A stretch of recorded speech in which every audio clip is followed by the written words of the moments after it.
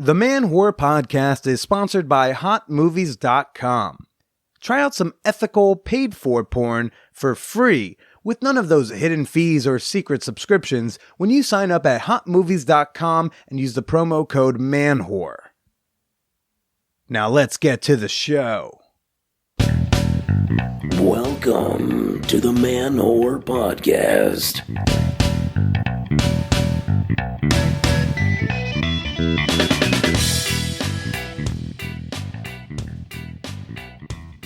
Shout out to all those big babes, pretty plumpers, and sexy softies. This is Billy Procida, and you're listening to the Man Whore Podcast.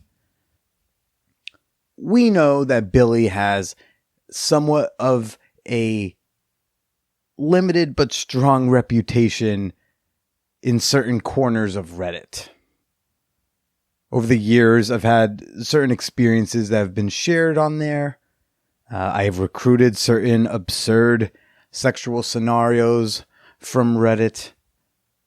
Some people have written stories about their encounters with me on Reddit. Somewhat frequently, I will maybe make a comment or someone will randomly message me and be like, dude, like I love the stories. And as many of you may remember, I organized 3 gangbangs in January because life is weird. Flash forward to last week, I get an email from a guy, and the subject line is, need a partner for MFM. Hey, Billy. I realize this is odd since we don't actually know each other. I did attend a gangbang you organized a few months back with a very sexy blindfolded woman. But I thought you might be a good person to ask considering your experience and healthy understanding of a positive sexual encounter. I met a girl on Reddit who was interested in meeting up with me and a friend. We talked a lot about what the experience would be like for each of us, what we were interested in, not interested in, and made sure we were all on the same page. So far, this sounds great. Very responsible threesome planning with strangers. Good job, everybody. Problem is, my buddy is impossible to pin down schedule-wise. I work days, he works nights. Ay. She was growing frustrated, and I think the excitement was fading. She asked if I had any other friends that I thought were chill and would be down. So here I am. Believe it or not, I'm more comfortable asking you, a stranger, than almost all of my friends. Anyway, we were looking at Tuesday evening as a possibility. She seems very cool, open, and interesting. Let me know if you're interested in having this threesome. Got that email. Saturday morning, I awoke to a text message from the woman I broke things off with back in April. Catch you up to speed. I was seeing someone for a few months, most of it being during my low libido phase, and I broke things off with her because it was getting a little too serious, and I am not in a place for a more serious romantic relationship. And no matter what we would say, it still felt serious. So I broke that off. And I also asked for space, which she's been like 90% compliant with. I awake to a text from her with a screenshot, a conversation between her and someone else. He says to her, "Hey there, if you're still up for it, I have someone to join us Tuesday." Huh. Can you tell me about him? And do you have a picture of the guy? And have you done this with them before? Or have they had a threesome before? She asks. He says, so he's actually a guy I met on Reddit a while back. You can actually find out quite a bit about him on Reddit at u/funnybillypro. And she said, Jesus, fuck. Which is the appropriate reaction. And she also threw in, okay, you have to admit this is kind of hilarious. Hope you're good. One slutty coincidence right there. I get randomly solicited for a threesome. It just happens to turn out to be with a recent ex. Can't seem to arrange a good threesome in this town without running into someone I've romantically disappointed. So wanted to share that with you. This week's guest, everybody, is the fabulous, the fun, the super knowledgeable Laura Delarato. She's a body positive writer and educator, and not for nothing, kind of a babe. Maybe talk about that more later. Great episode this week, everyone. I can't wait to share it with you in a bit. But first, well, actually, really, it's more like second, because I told the whole failed threesome with C thing. But second, get them hot, get them dates, show dates. Yep. Okay. Tonight, June 19th in Brooklyn, I'm going to be at Friends and Lovers at 8 p.m. doing some stand-up comedy. That should be fun. And then Chicago. It's coming up, everybody. I hope you got your tickets. You better get them soon. June 28th at North Bar in Wicker Park. We're doing what I like to call Excuse Me. You get it? Excuse me? Because it's a stand-up comedy show where comedians will do their stand-up sets while they're being interrupted off stage by one of their exes. And then after the set, the three of us will sit down. We're going to talk about why they didn't work out. And record that for a fun Man Whore Podcast live episode. So get tickets for that at manwhorepod.com/tour. Use the code Billy to get $5 off your ticket. Again, that's manwhorepod.com/tour, June 28th, Chicago. And Connecticut, June 30th. I'm going to be at Comics, which is in Mohegan Sun, on the 8 p.m. show. But I've got a big announcement regarding Man Whore Con. Oh, yeah. Just had another person buy a weekend pass like an hour ago. I am excited to spend a whole sex-positive weekend with you fucking wild weirdos. You like-minded listeners. You funky fan whores. Oh, boy. I want to announce another event for Man Whore Con presented by Motor Bunny. We've already announced quite a few events so far. There's going to be the Fan Whore Pub Crawl. There's going to be the Roast of Billy Procida, a Man Whore Podcast live show, an exclusive after party, and now also Meet Billy's Mom. Yes, because I live a type of life where I can advertise Meet My Mother as a thing to entice people to come hang out with me for a weekend in New York City.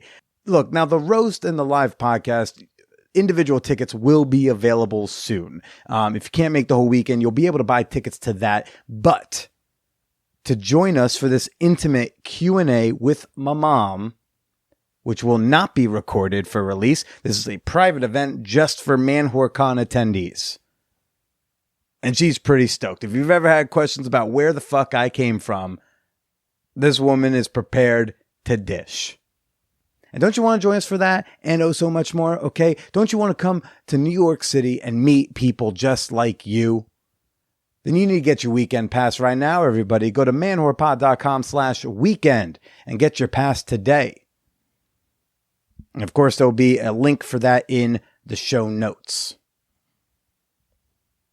Oh, can't wait for Man Whore Con. So excited.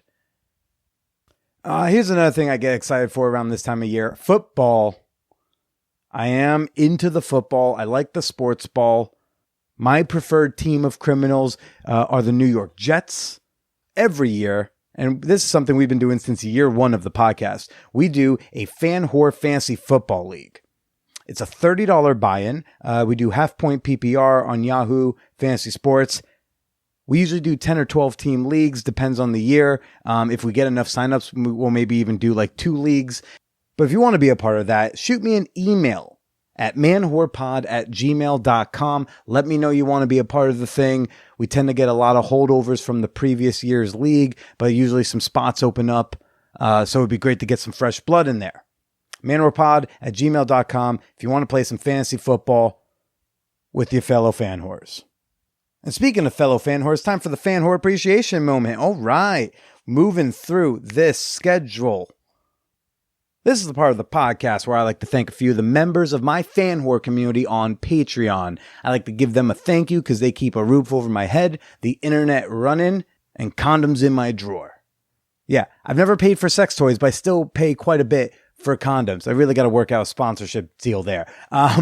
These are a bunch of wonderful individuals who believe in supporting independent content creators like myself. So I want to say thank you right now to Sabrina Cummings.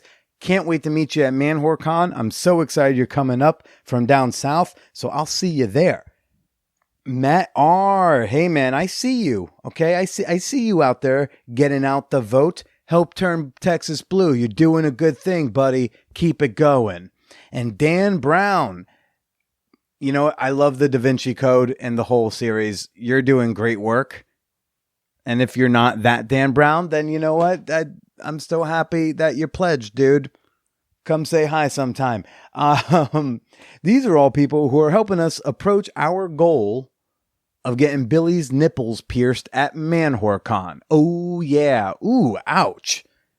Yes, if we reach $1,500 pledged at ManwhoreCon by August 1st, I, Billy, Proceda, am going to get my nipples pierced at ManwhoreCon, and I'm going to live stream it for everyone to see. So if you want to help make that happen, you can chip in as little as $2 towards the efforts. You go to patreon.com/manwhorepodcast. Not only are you contributing towards that, you also get access to a sex-positive private Facebook group called The Champagne Room. Get access to private posts on Patreon. We have the free monthly bonus episode. Even if you don't want to give us any monies, you can just go to the page and click follow and get access to that monthly free episode. Again, go to patreon.com/manwhorepodcast. We're currently sitting at $946 pledged. So, you know, a little over $500 left to go with about, 6 weeks. I think we can do it. Don't you? Patreon, that's patreon.com/manwhorepodcast. And now for this week's guest, Laura Delarato. Oh, gosh. I have wanted to have this woman on the show for like a year and a half. I saw her do a workshop on fat girl sex at the Brooklyn Sex Expo in 2017. I was gearing up for my very first ManwhoreCon. I went to the expo and I saw this on the lineup and I was like, I think I want to see this. I went and it was wonderful. And I was like, oh my gosh, she's really cute. She is fantastic. And I finally got up the courage to ask her onto the podcast. Yeah. She has a killer bonus episode coming out tomorrow. And I know I say all the bonus episodes are killer, but this one is like sick, dope, awesome. And it's like a little over a half hour because like we just could not seem to stop talking. Of course, that bonus episode will be out tomorrow, and it will join over 100 other bonus episodes that are available to my $5 and up members on Patreon. But for now, you know, we gotta meet this lady. Let's chat with Laura Delarato. Whoa. Before we get to this week's guest, hey, we gotta talk about hotmovies.com. If you don't know about my longtime sponsor, hotmovies.com, you need to know that it's a great way, it's an affordable way, it's an ethical way to hashtag pay for your porn. Hotmovies.com is a pay-per-minute site where you buy minutes, like in clusters, for about like 10 cents a minute. And it gives you access to like so many different studios and stars and titles and categories. Like they've got hundreds of thousands of videos on there to choose from, to use your minutes on.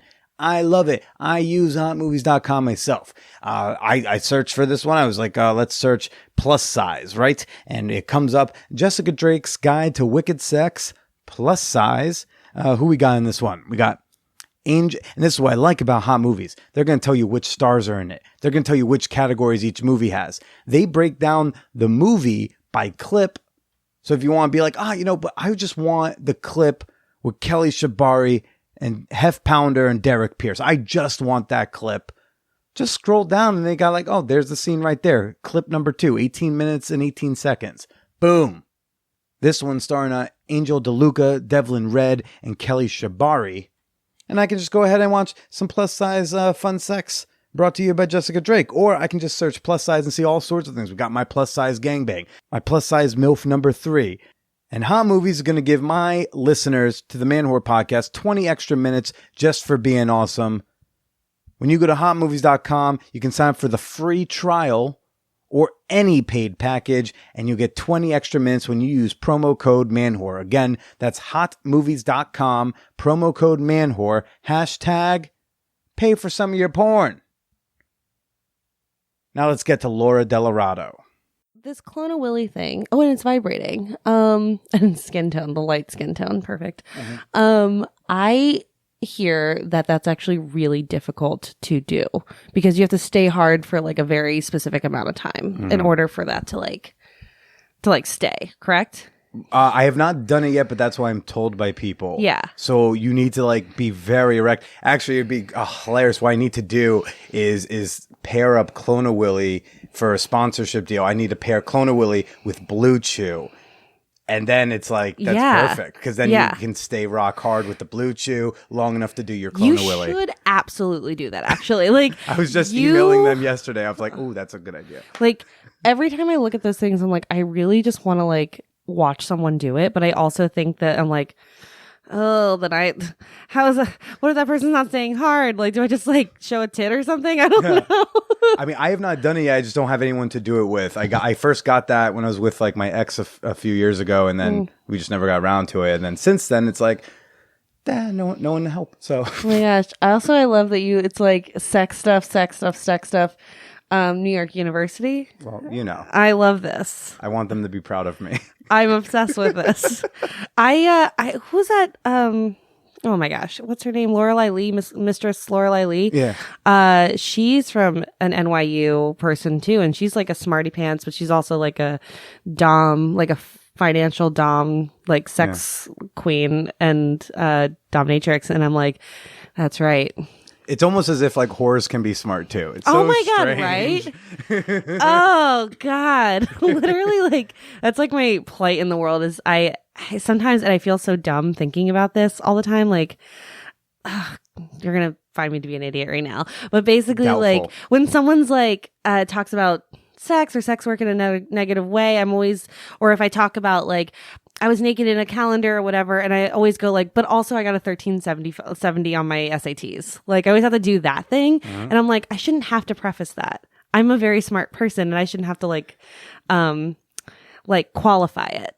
Correct. You know what I'm saying? So Absolutely. super annoying, but Yeah. I do it, and it's an asshole thing to do. I mean, you don't have to do it. And I wonder how many people are actually thinking that actively before you say it. I know. I think I want to like change the way we look at like sexuality is like who is allowed to be sexual, because we don't allow a lot of people to be sexual in like mainstream media, but also or like valuably sexual.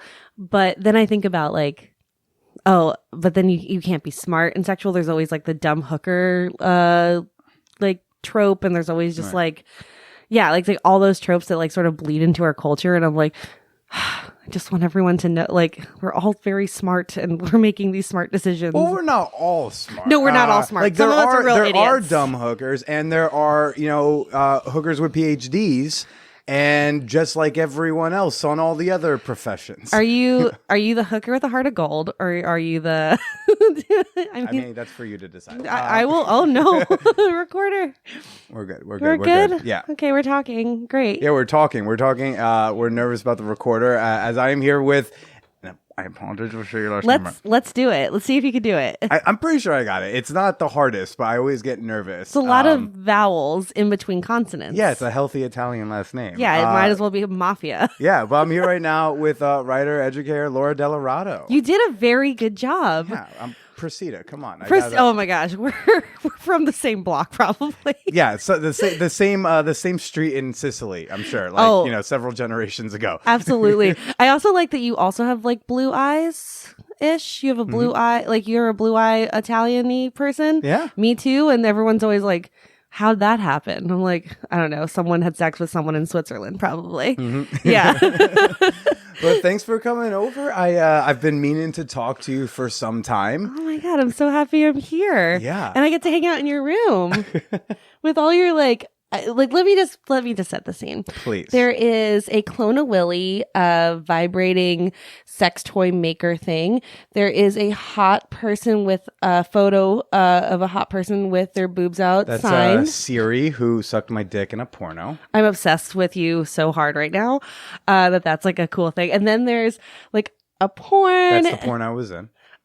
I have to watch that. And then there's a cool embroidered man whore. And then there's your New York University degree. I was like, I love this combination of things. Not to mention me just as a little baby boy with Papa, you know, in a nice little frame shot next to all the horror shit.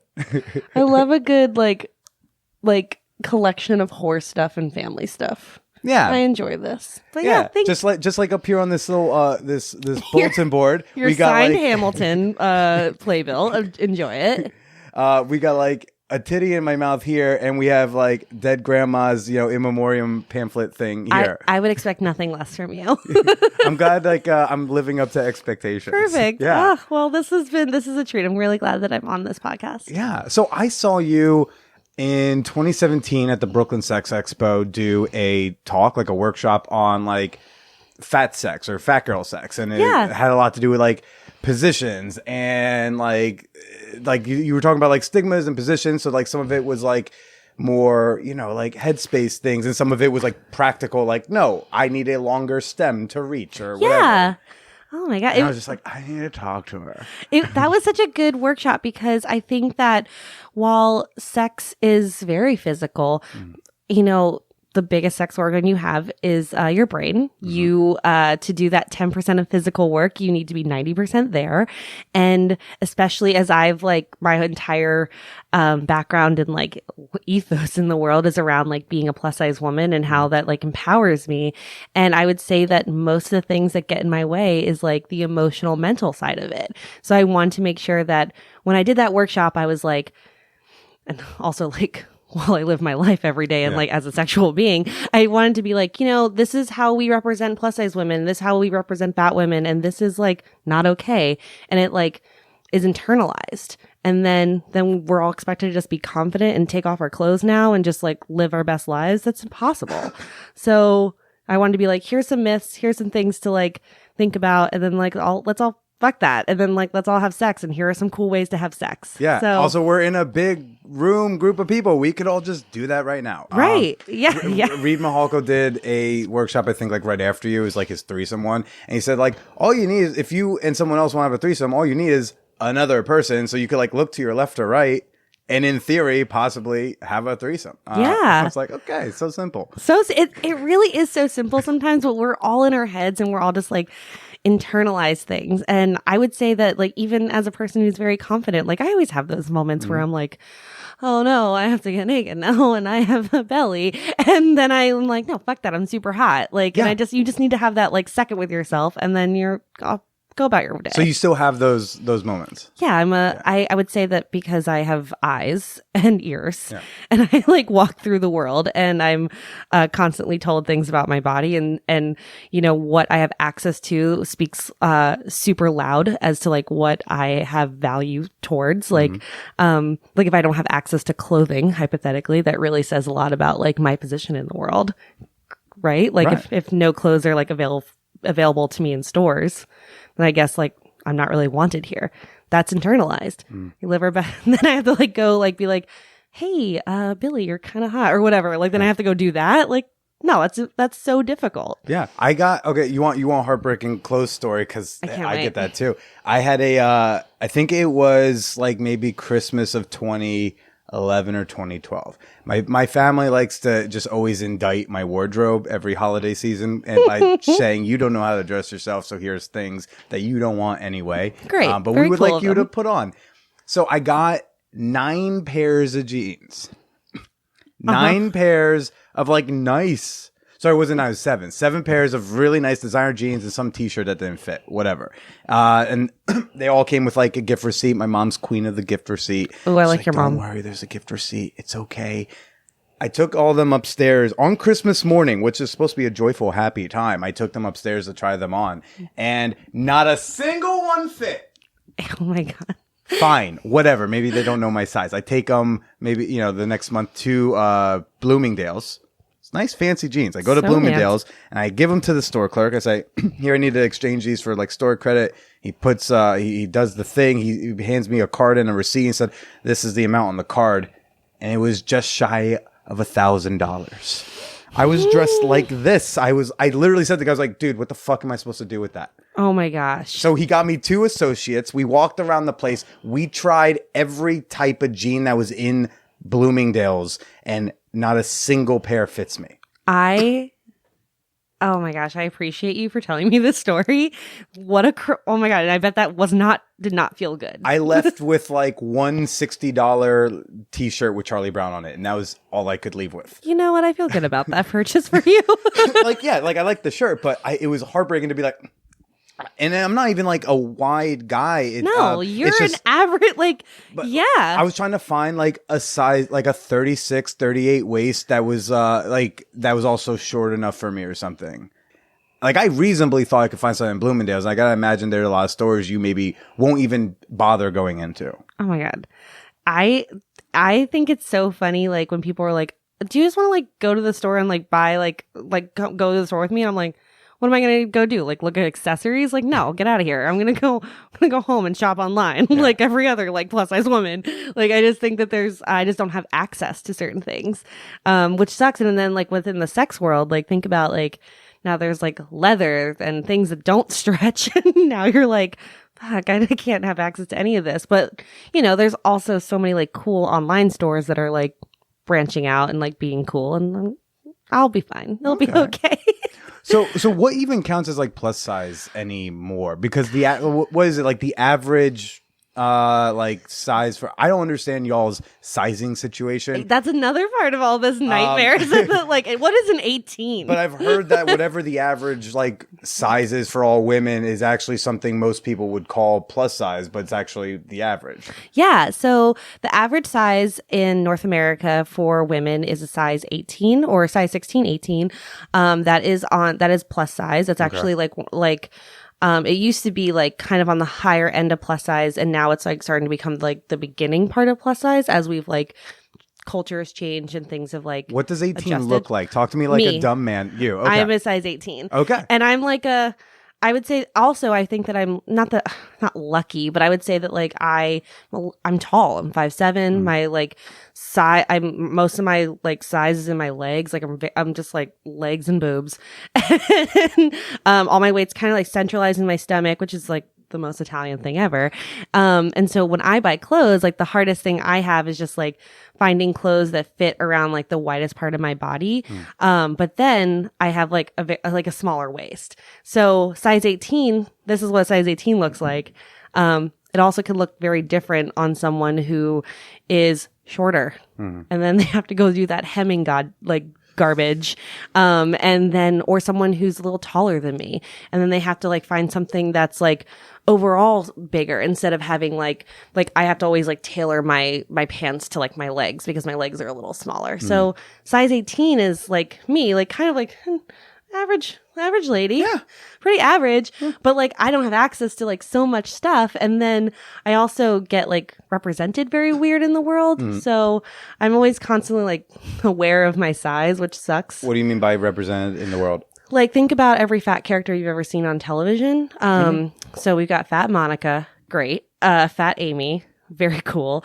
Fat Monica's from Friends. Okay. Remember when Monica was fat? I never watched Friends. I never did either, but I know that. So okay. Are you talking Amy? Are you talking like Amy Schumer? No, like Fat Amy, like Rebel Wilson when she did Pitch Perfect. Okay. Sorry, I'm like giving you like character names. It's okay. How like what is it like every single time like Chrissy Metz on This Is Us, like her entire character is around her like weight loss. Mike and Molly, literally that show is based off of like two people who came from Overeaters Anonymous. Like every single time you see a fat or plus size character on screen, it's like that person's weight is their entire character storyline and arc. Like even Shrill, which is like the new show on Hulu, which is my favorite book with my favorite writers, with my favorite actress and my favorite creators and my favorite people are all in that show. And it has on your least favorite streaming service. Oh my god. Fuck Hulu. This is my time. But like even that, like which I think is such a beautiful show. I love it. Then it's, you know, there's a lot to do with like this character size, and that's okay, but I wish I also had like a dumb movie where the romantic lead happens to be plus size and she happens to get a rose and she happens to like be a scientist and she happens to have an entire story arc that has nothing to do with the fact that she wears a size 20 or something. And then that would probably make us all feel like a lot better about how we're represented. And then maybe we are seen as valuable, and then that gets translated to more people. And then I don't get angry DMs about how I'm ruining the universe because of my size. Like it all is cyclical and all like kind of feeds into itself. Yeah. And there is like, and I know there is the like, fit or healthy at any size like movement. And I think there is like a practical warring of like, yes, you can be fit any size, but also not everyone at every size is fit, and like kind of trying to battle what is like practical versus what should just be like loving yourself, whatever. Like for me, I was the heaviest I've ever been in my life just about a month ago, and then for basically this entire calendar year. And so it like I was heavier than I like to be usually, but then I got even heavier, and then I just like I lost libido. I was breathing heavier during activities I shouldn't be doing. And I was like, okay, like, here's where I'd like to be. Here's where I am. And it's fine. I can still be sexy here. But here, like, is actually just, it's starting to affect me physically. And it's like, where do we draw lines? And yeah. And I think that, like, I really like that you brought up the, like, the health and wellness, and then, like, also, like, size, because I think that's probably like a bunch of the people who yell at you online, that some of them are like, but it's like science, and then you go, are you a doctor? And he says no, and it's like, okay. I love when people fat troll me, because I'm always like, why aren't you yelling at the tobacco industry? If you're concerned about my health, get rid of plastics. Yeah. Like, that's horrible. Like, donate to client like global warming initiatives. Like, there are bigger issues that are putting a strain on our economy than me like being a size 18. So, and like not hating myself. Do you think they're mad that you're part of this movement to let people who are bigger accept themselves, and they're mad that people like there's this weird fat apocalypse that they're imagining of, well, everyone's going to be big and we're all going to whatever.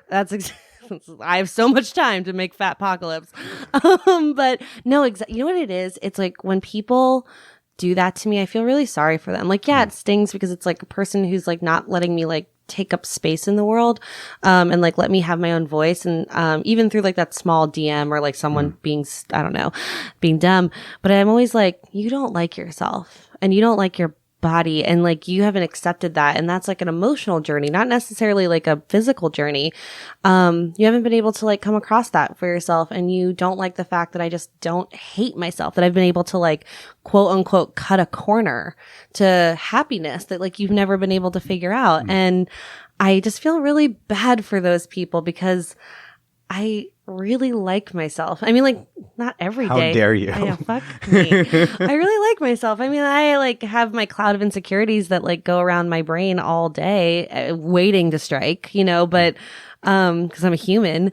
But I don't hate myself. I don't hate my body. I actually think I'm really like very strong, and I like take care of myself really well, except for like I'm having this latte. Is that bad? I don't know. I don't know. I mean, I like a latte, and I was like, I had a late night, so I was like, I need some caffeine. But I am very good to myself and my body, and I give myself rest, and I work out in the way where like it feels good to me. And I used to, my like story is that like I was bulimic for years, like over like a 12-year span, and it ruined everything. And I couldn't get myself to throw up. Tried. I was a tribulimic. Never could pull it off. It's a hard thing. I had all the tricks. Oh my God. And it's like really like sometimes looking back on it, I'm like, I was like a completely different person even like 5 years ago. And I just like thought about how I was the most unhealthy, like my hair was thinning, my skin was bad. I like ruined the back of my teeth. Like I have a gold tooth. It's very cool. Okay. And I ruined myself, but it was the time in my life where people told me I would look the healthiest, and the time people told me I looked like that I was like changing my life for the good. And I was like, I am going to die like this. So I think about health and size all the time. And I'm like, I'm currently at like the healthiest I've ever been, and like mentally and emotionally and physically. And I've always been a size 18. I feel like this is what my body is going to stay at. And you know what? That's awesome. I look great. Please, you're a babe. Yeah. Oh my like God, stop it. This whole podcast is going to be us flirting. I'm great.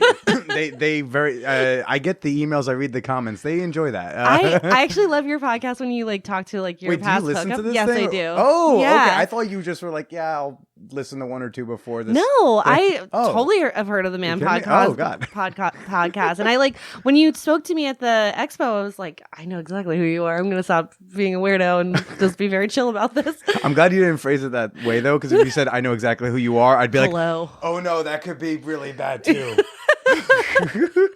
No, like I know exactly what this podcast is. When I told people I was coming on, like everyone who I told this to, they were like, "Oh, that's a really cool podcast," and I was like, "I agree, it's very Gosh. fun," and it like I think you mix a really good amount of just like your exploration with like people's expertise and then like your own expertise or your own experiences is through like a conversation. I think you do a really good job, and also I love that you have like this thank cool whiteboard calendar. I'm like, oh, there's my name. Yeah, right there. That's me. I'm right there on the That's you. 25th. Wow, you are like killing it.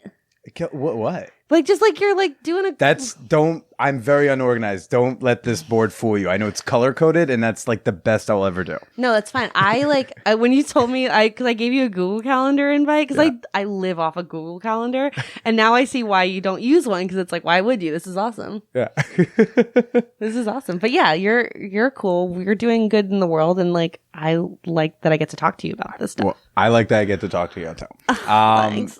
So where did all this self-love come like have you always been a heavy person?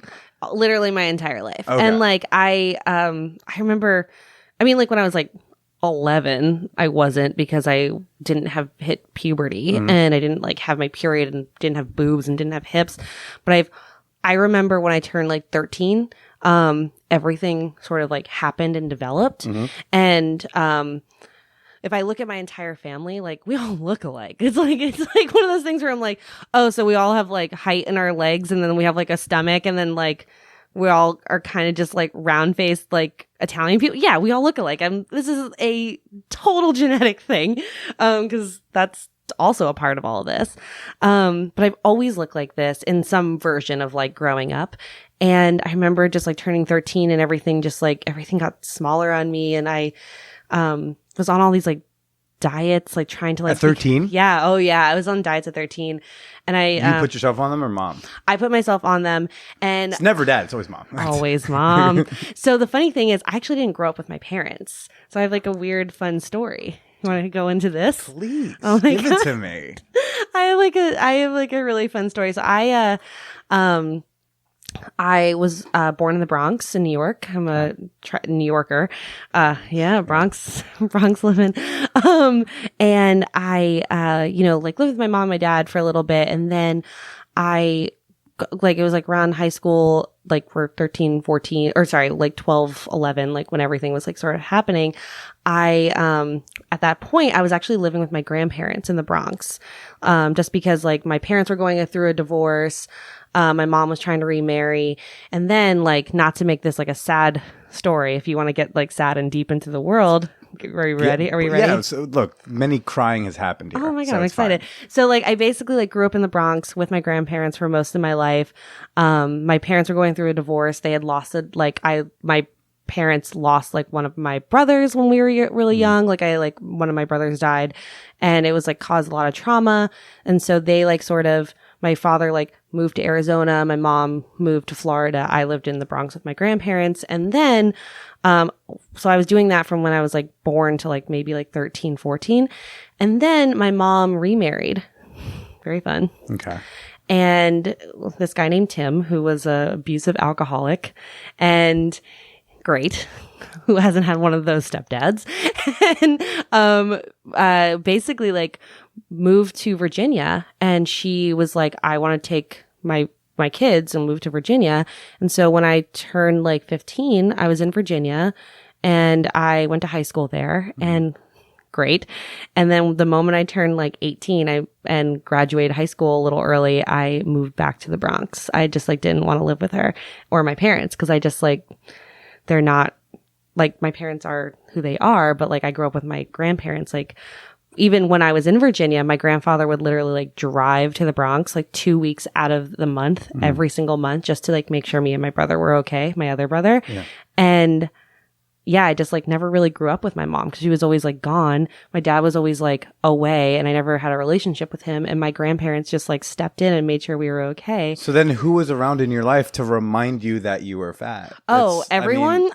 okay. So like, it's so. just all the people who typically say that to you as a kid weren't around. So I don't know if you get this like as like a fellow Italian person, but just like my family growing up, we're all just like, I remember not being able to have pasta at the dinner table. Like I remember like people would just be like, you're too fat, like only salads. Like I remember it was just sort of like forced upon me.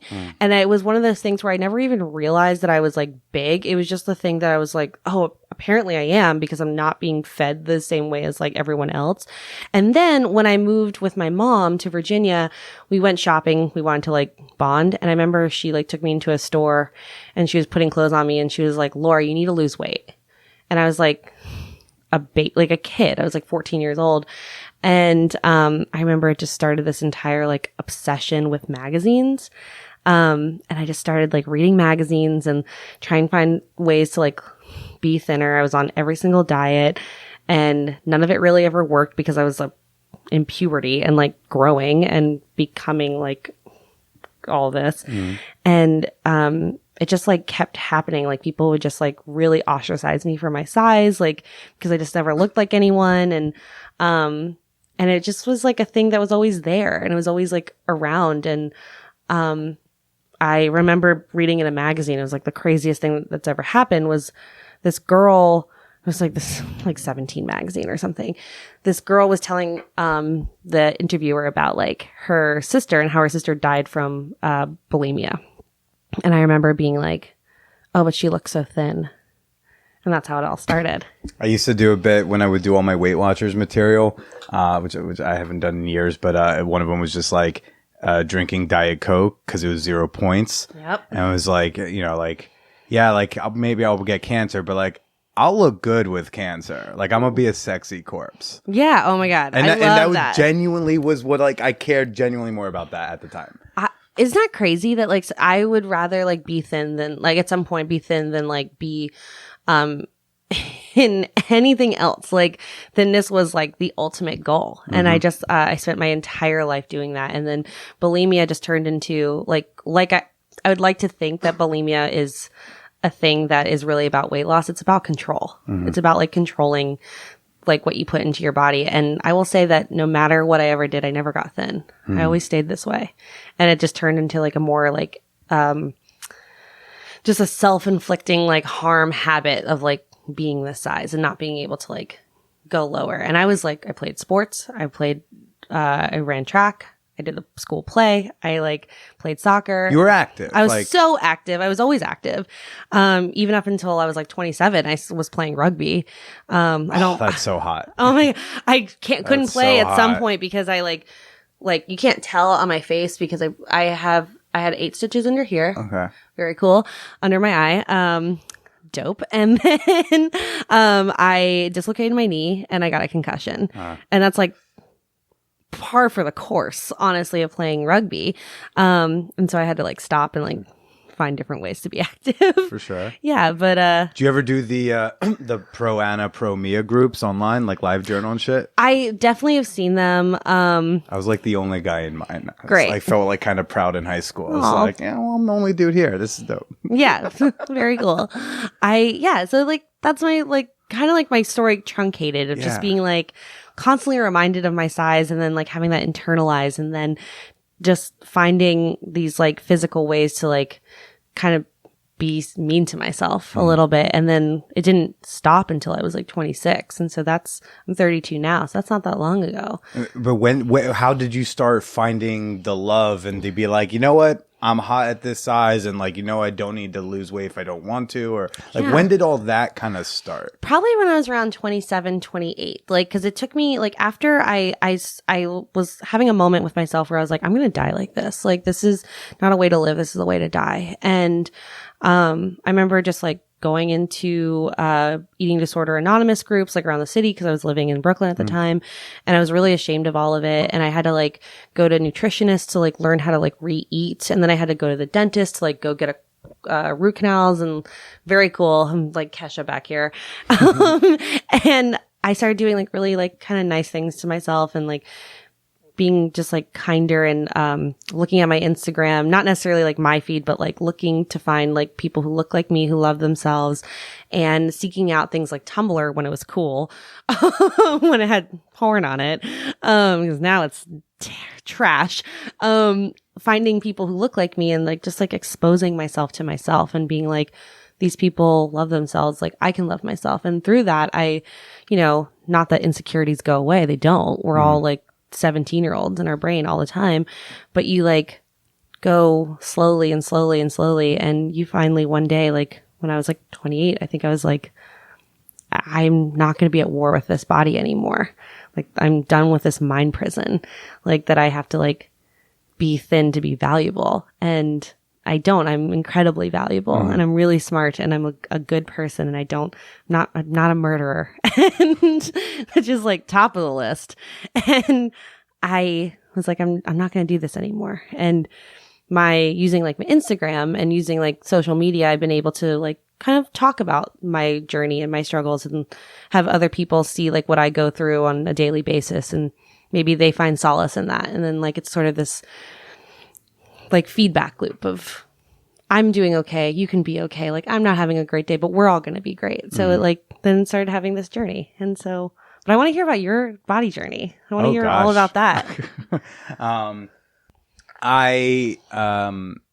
I was never like a fat, like if you look at pictures and when you were talking about how like, you know, people would tell you things about your body as a kid, I was like, I wonder if you had ever looked at pictures and realized like, maybe you weren't actually what they were saying, but literally I was always just like a tall kid. Okay. I was like, yeah, I look like a normal kid. It was just like a skewed view of it. It's so funny. Yeah. Well, if you look at pictures of me like in grade school, you would never think like, oh, that was one of the fat kids. I was like, yeah, a little like baby fat, like, you know, tummy or whatever. But I was never like a wide kid. But the way the kids would bully me, and so many kids would bully me, and kids in different places. So my weight stuff has to do with the bullying because it was just ingrained in me. And I was, again, active, did all the sports. I was like a 3 or 4 sport a year kid. You know, I got to high school, and towards the end of it, you know, it's like, you know, I'm 3 sports a year, but like I'm playing, I was a starter in football. Like I played basketball in high school. I was like track captain. I mean, I wasn't the fastest guy, but like, you know, they were like, well, he's too big to be running that time, so he gets points for his size. No, so I was like always active, but everywhere I went, kids would make fun of me. And typically they would go with you're fat. They would say other things. You're annoying, this, that, and the other thing. I got called faggot quite a bit, you know, it was a old favorite. Like the classics. Yeah, the classics. But like something eventually I was like, maybe they're right. Because if I've got 100 kids who are all in consensus at this school, then I go to the swim club where there's no overlap and they say that. And then I go to this sports camp and like kids from other towns I've never met are saying that. One year I went to a summer camp for 2 weeks in fucking California just to get away. And there they called, right? So it was just like, at some point I had to believe, I was like, I guess I'm a worthless piece of shit, annoying fat loser. Yeah. It's like, but you know, it's like those kids just being insecure and sad and like finding this like, even on the, like a weakness to just like impose their insecurities on. And that's beautiful. And I can buy that Totally. when it's like a dozen kids Right. can buy it. When it's everybody. Yeah. Like, then I just like, I guess, so it was so weird. Like I got tricked into thinking I was bigger than I am, to the point that so last year I interviewed the woman who took my virginity, and she really nailed it when we were talking, cause we were like at this party, and we were talking about the party where we had hooked up, where, you know, that I drove up to in Connecticut. And she said, I don't think you realized how cute you were. Like you were really attractive and you acted like you weren't. And I was like, that's exactly it. And that's been it for like, even all my 20s, as much as whorish as I've been, it's always been with this air of like, yeah, it's silly that you want to sleep with me, but like, let's do it. Like this, you could make a better decision, but I'm grateful. And that has been like basically all my sexual interactions, probably until the last year or two, maybe. How do you feel about your body now? Right now, I'm feeling good, but it might be tinged by the fact that I'm actively losing weight this month. Yeah. And it came because this whole heavy for me was 220. 220 was when, okay, so this is part of the story. So we'll get to how I feel now later. I can't wait. Okay. So all of that happens. I get to college. I did a bout of my anorexia during high school, fun times. Someone ratted me out because they found my live journal and then sent it to a teacher, and then I had to go talk to some dude to be like, okay, fine, I'll eat. But I graduated high school at 180. I got to college at 185. I felt fine. And I had just learned to love myself. And I was like, oh, girls are interested in me. And I had quite a fun time at NYU. Heck yeah. Right. Graduated at 190, which is fine. And then I had this summer, I drove around the country for 2 months, had a couple months being here. And I hooked up with some 18-year-old freshman. As you do. As you do when you're a newly graduated, person. Obs. Yeah. Yeah. And we hook up fine. And then a week later we're texting and I'm trying to make plans hey, let's get together again. And she said yes. This is so bizarre to me because what she says after would indicate she's not interested. But she says, yeah, definitely. By the way, if you lost 15 pounds, that would be cool with me. What a garbage person. She's I'm still waiting to get her on the show. I am putting a mental spell on that person right now, and I hope she stubs her toe. Because that's horrible. Stubbing your toe is not fun. I instantly what sucked, a lot of my body dysmorphia, I like to think is grounded in some realism. So if I'm groaning about losing, having gained weight, it's usually I have gained weight, but maybe it's not as bad or whatever. But she eyeballed it. I had gained exactly 15 pounds since graduation. Wow. So I started working out again. I started Weight Watchers a month later, lost 30 pounds doing that, and wrote an obsessive amount of stand-up material on Weight Watchers. Oh, I'm sure. People got sick of it eventually. They were just these are funny, but can you write about anything else? And so it's always been on my mind ever since then because I was oh, I'm not fooling people. I did a roast battle a couple years ago, and the guy brilliantly, because I wasn't heavy enough that you could call me fat, but chubby enough you can make chubby jokes. So he opened one of his rounds with, so as we all know, Billy has no bones, and it crushed. A room full of people laughed at jokes about me being doughy. He compared me to pizza dough. He said, most people's greatest fear is public speaking, but Billy's greatest fear is walking over street grates because he has no bones. And I was just oh my God. And I went up to my girlfriend after. I said, Paige, have I gained weight? And she went, I was you have to fucking tell me. Yeah. Because I know you love me, so it's okay when it comes from you, but not when it comes from Mike Coscarelli in a roast battle full of people. I like that comedian.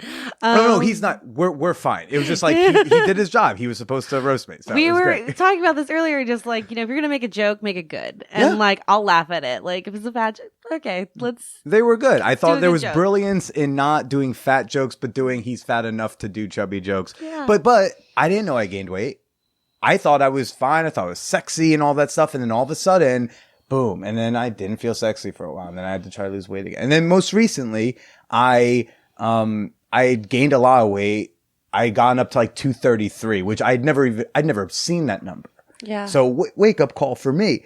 And then, when the shitty lady said the thing, that was 220. So for me, that was always my barometer. And now I'm in a place where I'm oh my God, I'm even past when girls will tell me I'm fat, right? Oh and so, and my libido went in the tank. And not just because I didn't feel sexy, because I've done that and I can recognize when it's I'm not feeling sexy, but I'm fine body wise. I had a girl in bed and she's holding my hard dick and I'm looking and I'm just I don't really want to do anything with that.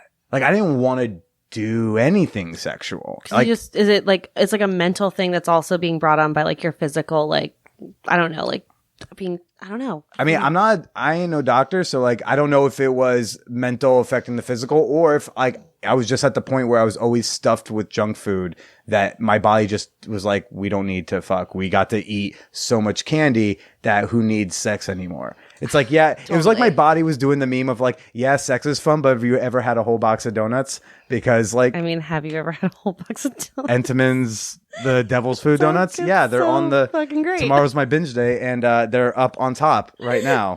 It's good. But Yeah. I think like I totally get that. Like I think that's so interesting because like I would think that you're an incredibly attractive dude and like oh my god again still just flirting but like just incredibly We'll do a whole attractive bonus episode just flirting, everybody, don't worry. Perfect, Okay. no problem. But that's so interesting. So now that you're like in this month of like kind of actively trying to By the way, 4 days into not so the diet I'm doing is like Tim Ferriss's 4 hour body thing, the slow carb, whatever. Oh yeah, that guy. Yeah. I don't think it's a realistic long-term thing for me. That's why I was like, there's a very set dates for it. It's really more of a jump start into a healthier eating practices. But 3-4 days not eating carbs. And I was like horny.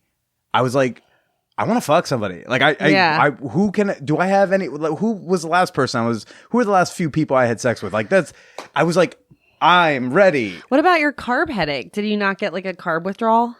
I just get like angry. Yeah. I mean, like yesterday I was angry and then I was like, well, let's just smoke some weed so I can go to sleep so we're closer to the day thing. Obviously. I love that. Also, have you ever done Artist Way? No, what's Artist Way? Oh, it's But just some I feel like I know that. it's some like artisty course thing. There's a week where you're supposed to do reading deprivation, so you're not supposed to like listen to podcasts, watch movies, read books, fucking go through social media.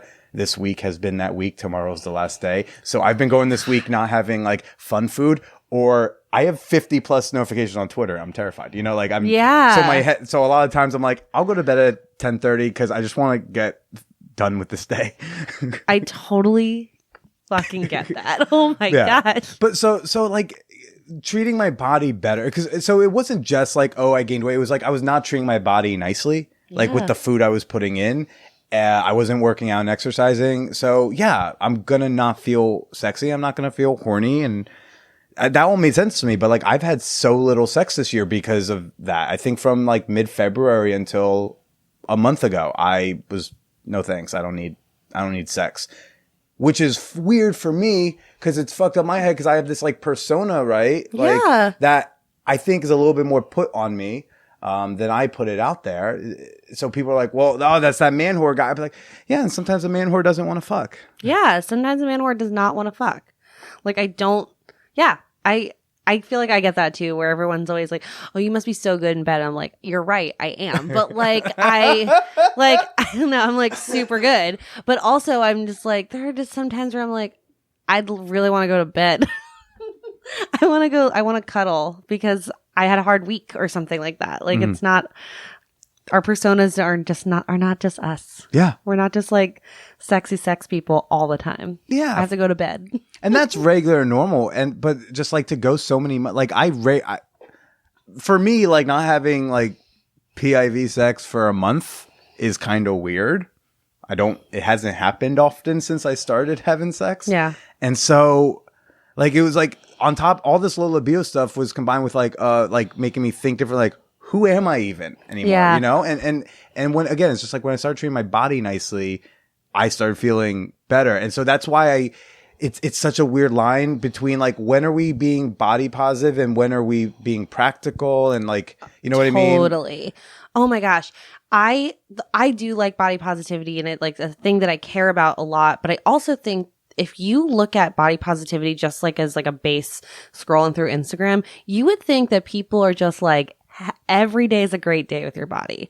And that is, God, that's not true. Like, it's just like, we all have to like, like how many times, especially like we live in New York, we live in Brooklyn, like how many times are you just like coming home really late because you had to work or you had to do something and you don't have any food in your refrigerator and you like didn't have time on the weekend and your entire life is truncated because you have to be doing things all the time. And so you do get that dollar slice of pizza or whatever it is, like, and that then affects you the next day or whatever it is. It's just like body positivity is very cool, but there's no practicality when you look at it from just like that, like stood back lens. And I think I would love it if body positivity like turned into like, hey, not every day's a good day. And here's like how to figure out what that bad day looks like. And sometimes you're not going to want to have like a practical application or a practical reason why today's a bad day.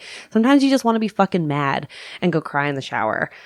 That happens because we're all human beings. I prefer a pillow, but yeah, you know, you cry wherever you like to. Well, I wear mascara, so I'm like, get it off.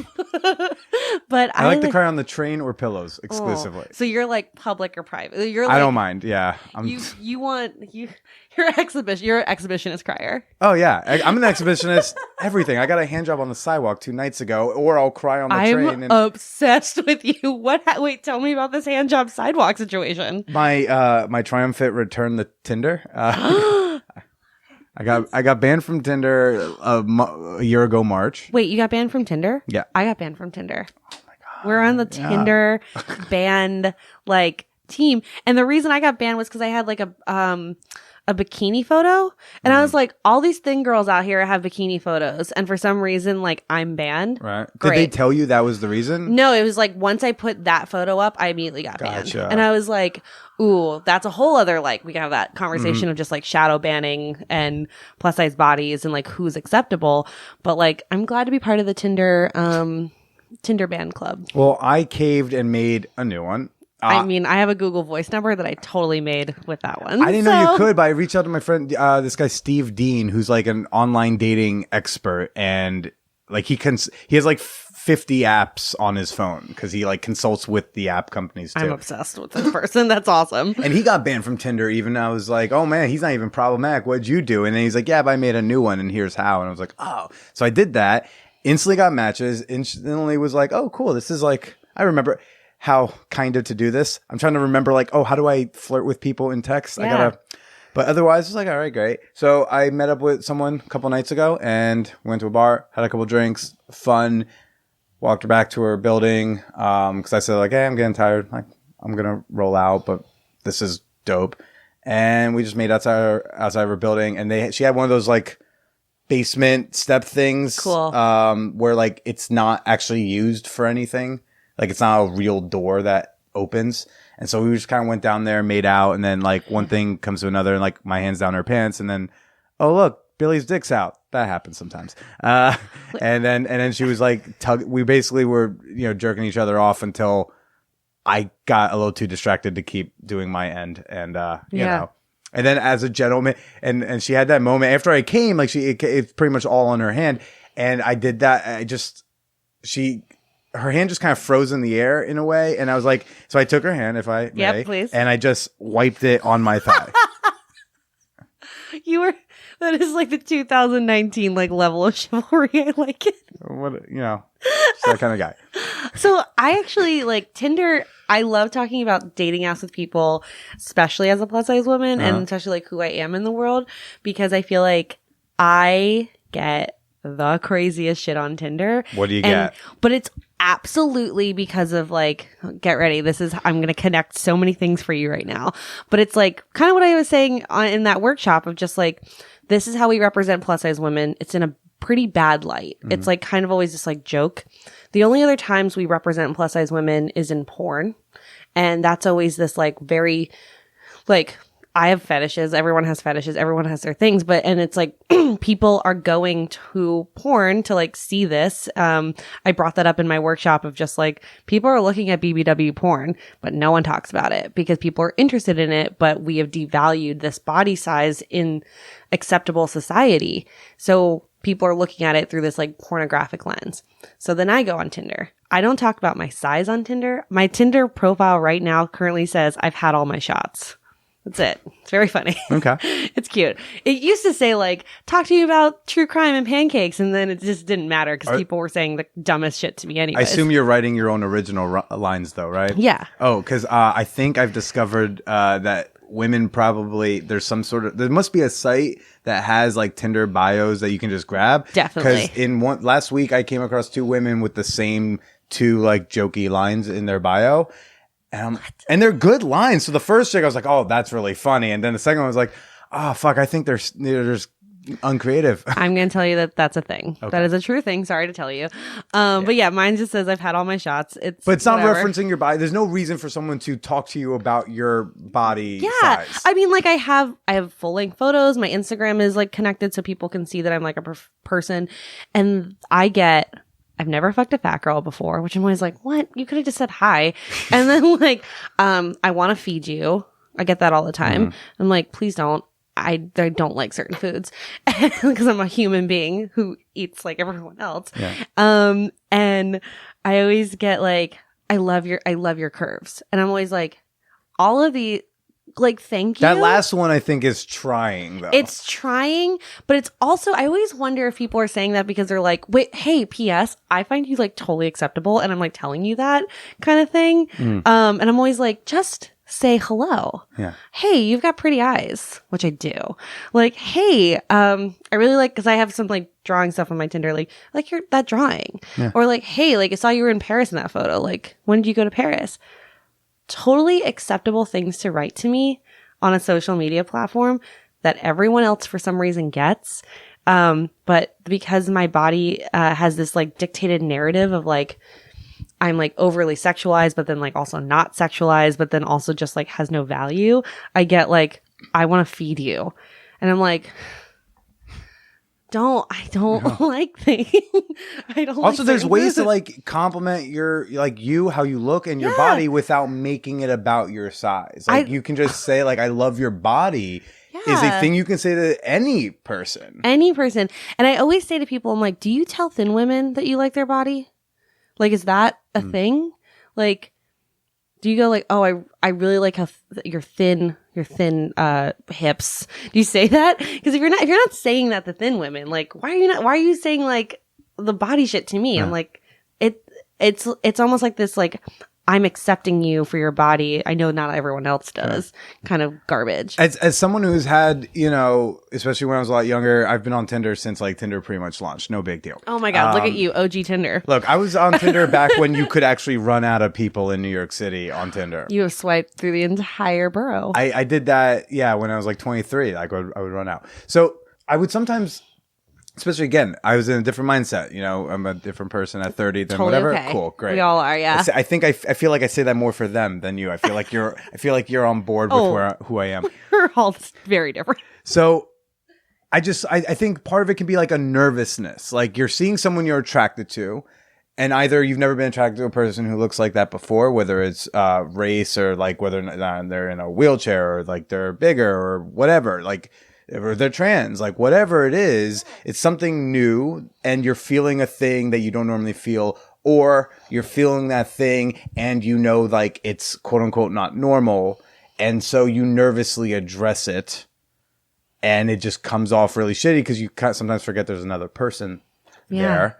Behind that screen. Yeah. So I think plenty of it's super shitty. It's just, I think some of it it can be a nervous energy trying to learn to accept a thing you might a person you're into.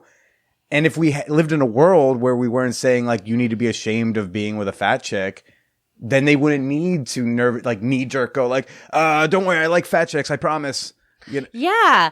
Oh my God. I think because fucking be normal about it. Yeah. I wrote this story. It's like from a true thing that happened to me like literally a year and a half ago, where I was dating this guy I met on Tinder, and he was like really cute, but he like we looked, not that we looked mismatched, but he was just like thinner guy, like really good looking, like had a motorcycle, he had whatever, like all that stuff, and he was like very into me, like wanted to be my boyfriend, all this stuff.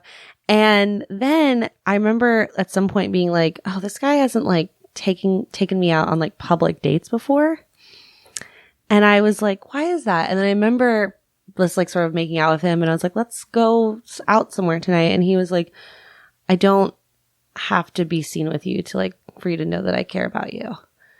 And I remember being like, I'm at the time like 30. He blew his cover.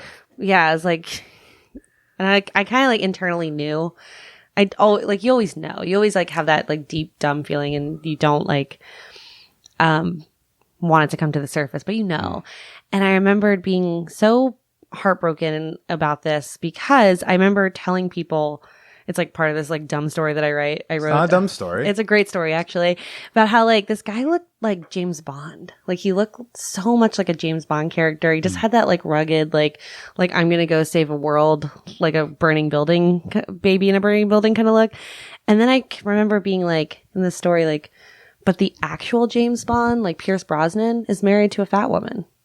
And he fucking loves her. He's like so into this woman. And I'm like, why can't we all just be like real James Bond? Like, why can't we all just like fucking love the people that we love and find the people that we find attractive? And why can't we just stop? Like, I've had so many like guy friends be like, you are so great, but I would not date a girl who looks like you. And I'm always like, thank you for your honesty. That sucks because like, I think I'm like such a babe and such a catch, but the idea that like being a little bigger is like I'm devalued. And then I look at my like world and the work that I do, and I always like I feel like this year I've written like over like 10 or 15 articles for the world, like freelance jobs. Been on so many podcasts. I've been doing so much good stuff at my actual job and been like kind of like putting myself out there. And I was like, I'm trying to be perfect. And the reason why I'm trying to be perfect is because if I'm not perfect in every single aspect of my life, I can't even like play on the same playing field of dating. Like I have to be so perfect that like my size is almost like an afterthought. And I hate the fact that that even has to be a thing in my brain, which sucks because then it's all like told to me kind of through these Tinder messages that are like, I've never fucked a fat chick before. And I'm like, it's not going to be this one either. It's not going to be me. Like, it sucks because it's very good on this side. But like, I get really like, I need to not let that like emotionally weigh me down so much because I think I get really caught up in that narrative. And then makes me feel like shitty about myself when I know that I'm such a babe and so smart and like a really good person. And I know all these things about myself, and I shouldn't let these like garbage human beings, counting that 18-year-old, let us like make us feel any less than we are because we're like such cool kids. Yeah. So that's my story. But you know, it's funny because like I like going on like dates and stuff where I kind of just like don't talk about my size and my body, and I act like a true normal person, and I wait until they bring it up. Sure. It's always happened. So I'm like 10 minutes in, okay. And I'm like, oh, that's fine. I look like this. Sure. Yeah. I mean, I would say this probably was definitely truer for me in the earlier years of this podcast than like maybe today, you know, in today, but that whether it's on Tinder or if it's with like a podcast guest, if there was something quote unquote like abnormal, it's fine. Like when like that's the thing, like you write about this, you do workshops on this, like great talk. But if I was just having like a bigger chick on and there was no reason to talk about her body because it's not what she does for work, maybe she's just a comedian. Yeah. Right.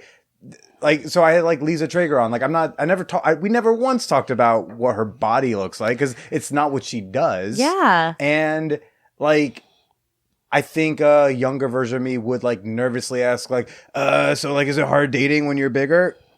Because like, you're registering something that you've been taught is abnormal and you're trying to deal with it in your head and then it comes out of your stupid fucking face. And I think so it's very similar. It feels very similar to the dating stuff. Totally. Like I very much, but I also recognize that like I'm a 5'7" white woman with tons of student loan debt, but like an education with a master's degree. I have a great job. I have a lot of privilege, and I'm also on the lower end of plus. So there's like a lot of privilege that I have that a lot of other people don't have.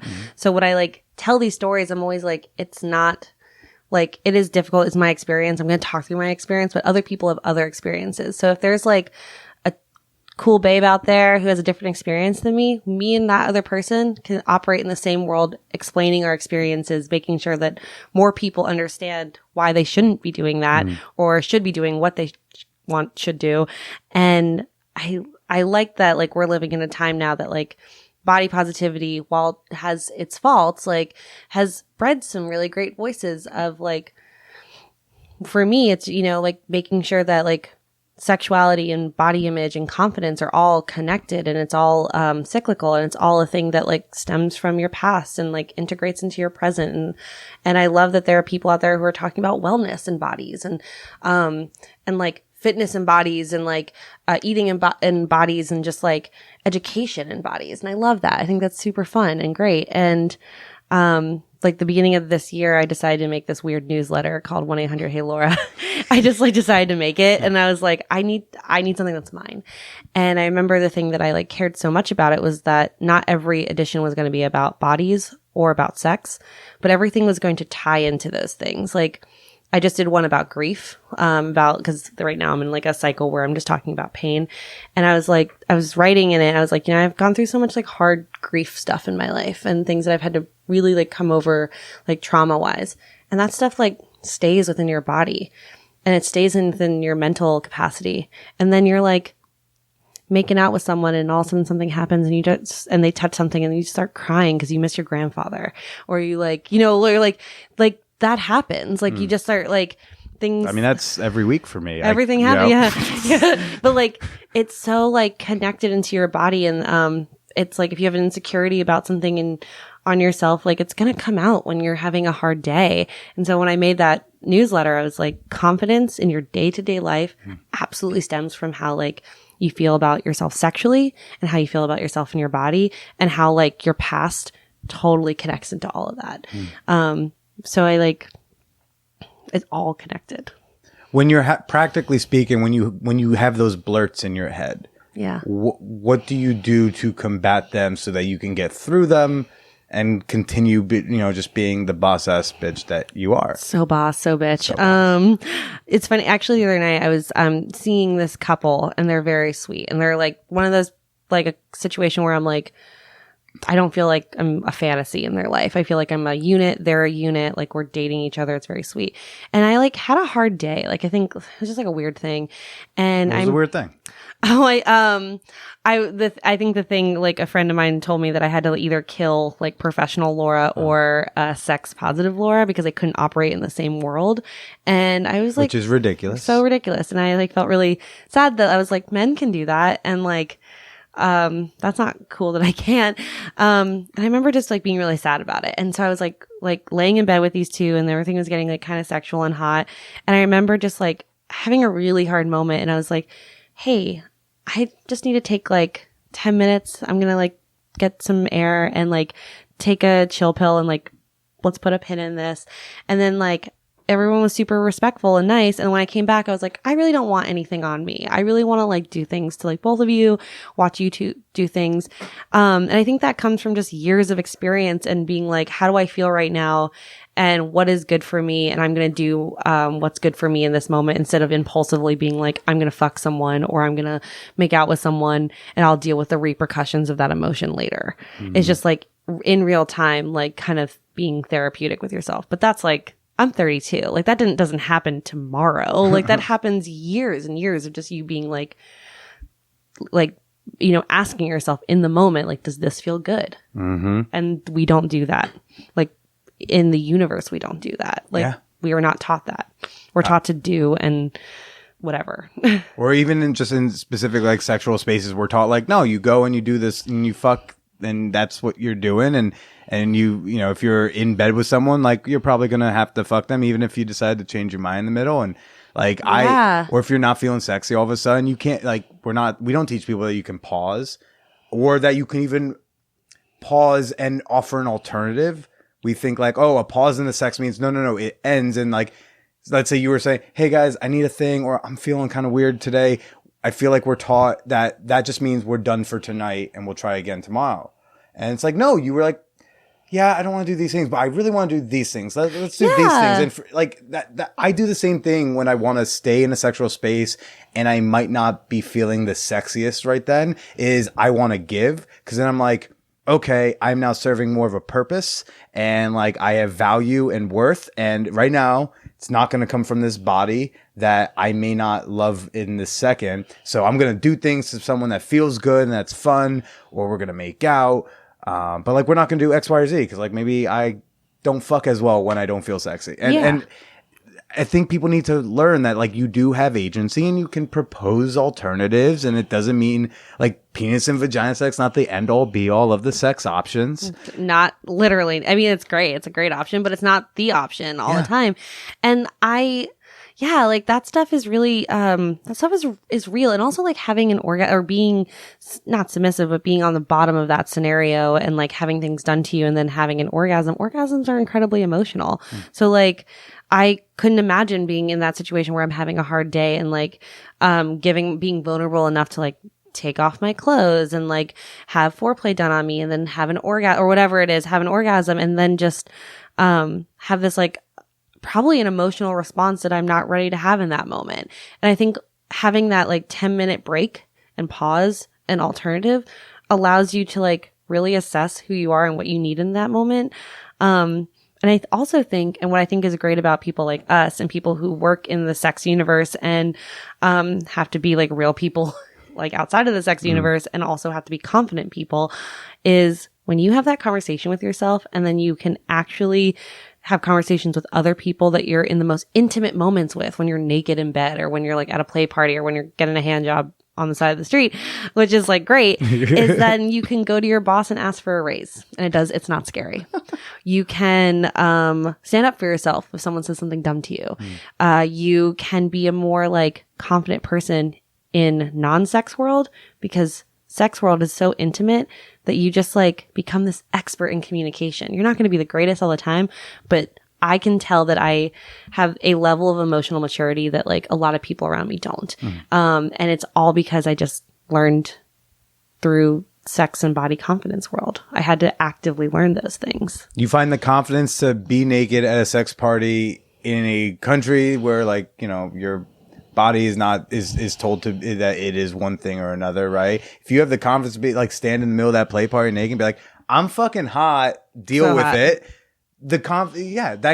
Where else are you going to be not confident in life? Yeah. That's probably one of the harder things. I know it is for me to like be naked, take my shirt off at a party and be confident. So it's like, oh, if I nailed that, I'm ready to nail whatever else. Yeah. So it's funny, like when I was in grad school, I worked at the Pleasure Chest in the West Village, which is how I like really got into sex stuff and saw the value in it. And it was like the coolest experience because you're like selling dildos, but you're also like teaching people about autonomy and like you're kind of this like weird detective all the time of just people being like, my friend really wants this thing, I need to buy it for them. I'm like, okay, your friend, what do they like? You know, like you become this like personal. What do you? I mean, your friend like. Yeah, what is your vibe. friend like? And I thought it was like the best primer to being like a person. Like I work as a creative and I work as a branded creative. Like now I have to go in front of clients all the time and talk to them about their brand or what we can do for them. And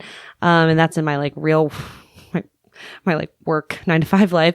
And it's like not scary to me. It's not scary to me to like have a real conversation anymore. It's not scary to me to go on a date and ask for what I want. It's not scary for me to like, put myself in like vulnerable positions where like plus size women aren't usually invited, because I have this entire world of just like sex positivity and body positivity behind me to basically influence and inform all my decisions in the way that I talk in the world. And I love that.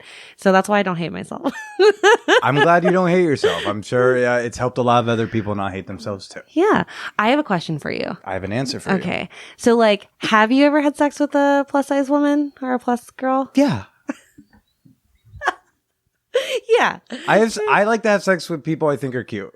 And a lot of people ask me what's my type, but there is no type. Like you could look at them and you'll see a lot of chicks who look very like, you know, thin. Again, I don't know sizes, so I'm just going to guess. Size 4, size 6. Who knows? What is a male size? Like what is a 32? Ours are like, I think it's supposed to translate to actual inches. which I think is not nice. We don't do that. I don't. It is horrifying. I don't need that. So these are like a size 36 pants. I have no idea what that means. I'm like, So- cool. Yeah, well, Like, I great. think it's supposed to mean 36 inches around my waist. Well, you know what's funny is I think we were asking this earlier. Is like, what is plus size? And I have like in New York, I am big. I'm very big. I've definitely gone to like Ohio and I've gone to Wisconsin, and everyone's always like, you are not big in any way.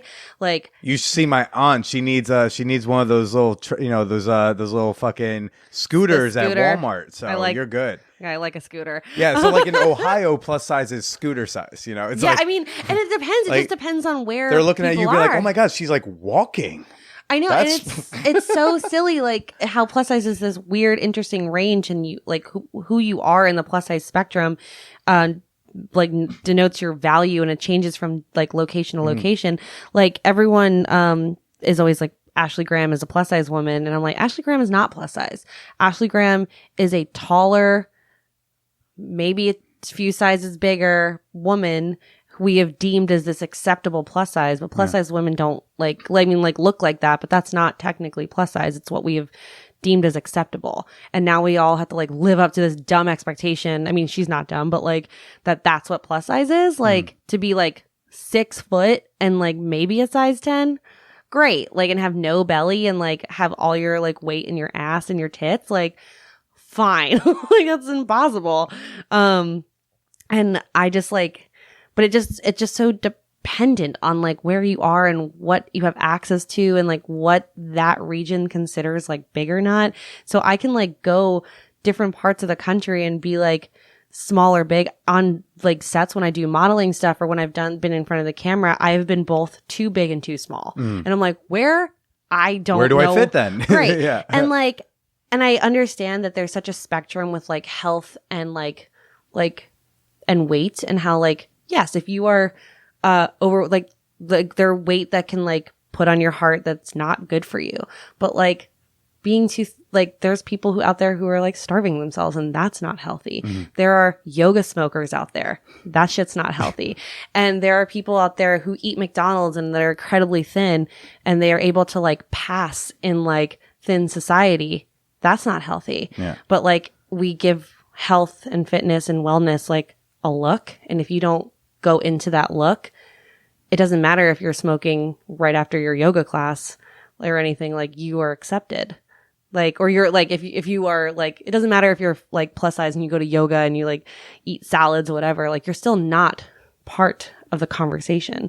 So we need to like broaden that conversation, but also like, wait, I want to go back to this. Like you've had sex with plus size women. Okay, I enjoy this. how about this? I know we've talked for like oh. 1,000 years. I don't. I care. enjoy What- this. you see my schedule. That's it. That's awesome. Yeah, no. So how about this? Let's do your plugs, and then I'll refill my water, and then I'll tell you about my experience with bigger women, and I we'll do the cannot wait. flirting stuff for Patreon. Perfect. Oh my God, I'm going to Wonderful. be on a Patreon. Yeah. This is very exciting to me. Great. Laura, where can people find you on the internet? Okay, so if you want to, there's a few things. You can Google me, Laura Delarato. Just Google me. If you want to go on my Instagram, it's Hey Laura Hey. That last Hey has 3 Y's. Okay. Because it's like, hey, because I'm really nice. Hey. If you want And because the other one was just taken. I'm sorry. Absolutely, honestly. Oh, yeah. It's like, I'm at Billy is Precita, not because I chose to. Yeah, it's so- like the internet shows that for me. And then you can find my newsletter at 1-800-HeyLaura.com. Literally, it's like 1-800 Hey Laura with the regular amount of Y's at the end.com. And if you want to check out some of my like professional work in like what I do, lauradelarato.com. It's very cool. Just like it sounds, DELARATO. DELARATO. Laura Delarato. Fantastic. Well, thanks so much for chatting. I'm gonna go refill some water. We're Cannot gonna wait. do some flirt stuff, and Patreon people, you'll hear that tomorrow. But for now, why don't you say goodbye to everybody? Everyone. Oh, I should do it in my sexiest voice. Everyone, have the best rest of your day and just like love yourself. And love yourself so hard and buy yourself a latte today.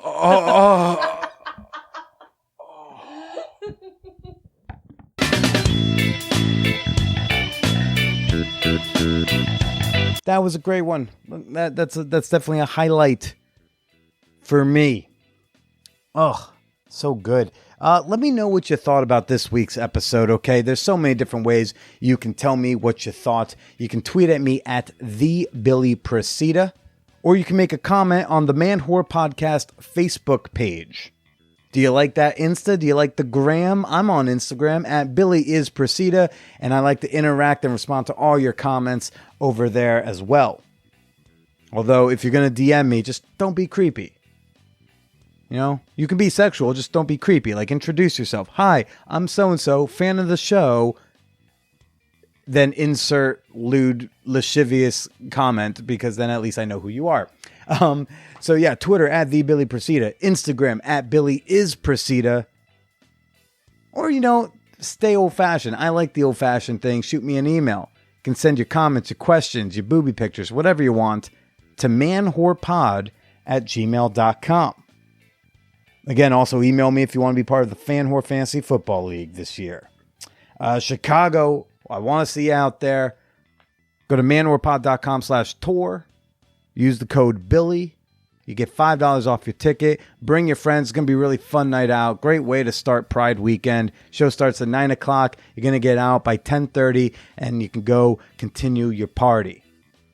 June 28th, be there.